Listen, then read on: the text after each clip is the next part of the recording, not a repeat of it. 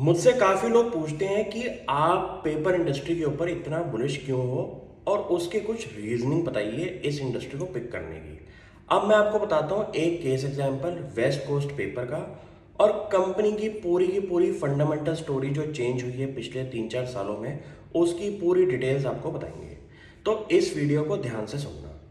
Company की अगर आप लेटेस्ट इन्वेस्टर प्रेजेंटेशन पढ़ेंगे तो उसमें आपको कुछ वैल्यू पॉइंट्स पढ़ने को मिलेंगे। जैसे कि उन्होंने ये बोला है कि जितना भी पेपर इंडस्ट्री के अंदर ग्रोथ दिखाई दे रहा है उसका एक कोर कंपोनेंट है हमारी एक्सपोर्ट मार्केट। पिछले 5 सालों के अंदर इंडिया से जितने भी पेपर एक्सपोर्ट्स हुए हैं उसके अंदर अराउंड 4 टाइम्स की ग्रोथ दिखाई दी है। तो मतलब सोचिए कि 100 रुपये का अगर पेपर एक्सपोर्ट हो रहा था तो आज की डेट में 5 साल पहले 100 रुपये का जो पेपर था वो आज की डेट में अराउंड 400 रुपये का पेपर एक्सपोर्ट हो रहा है। तो 4x की जो ग्रोथ हमारी पेपर इंडस्ट्री के अंदर एक्सपोर्ट मार्केट के अंदर हुई है उसका एक कोर कंपोनेंट है हमारे लिस्टेड प्लेयर्स जिनको उसका डायरेक्ट बेनिफिट मिला है। और आपने नोटिस किया होगा पिछले 3-4 सालों में जितनी भी पेपर कंपनीज हैं जैसे कि JK paper, Andhra paper, west coast paper, इन कंपनीज के शेयर प्राइस के अंदर भी एक बहुत बड़ी आपको राइज दिखाई दी होगी।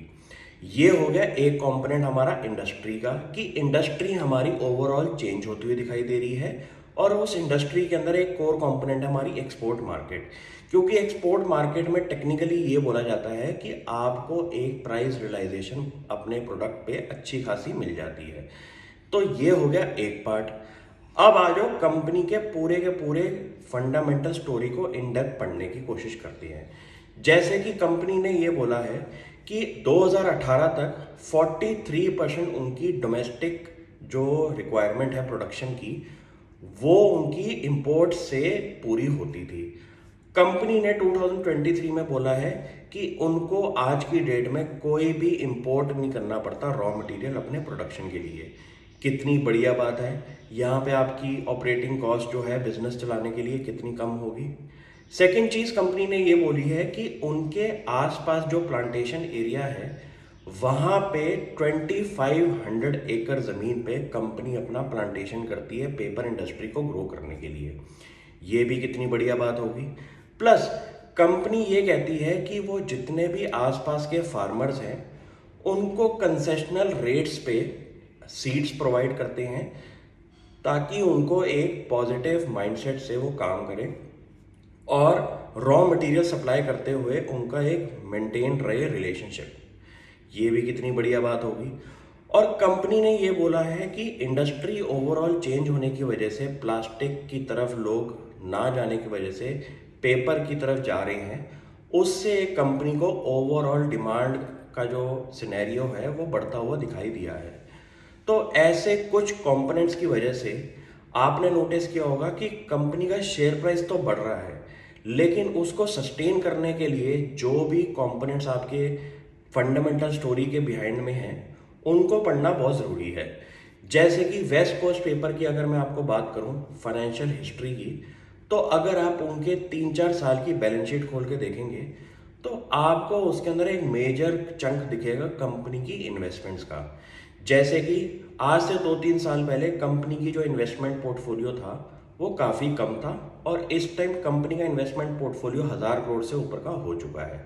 इसका एक की रीज़न है कंपनी ने आज से 2-3 साल पहले एक कंपनी एक्वायर करी थी आंध्रा पेपर के नाम से।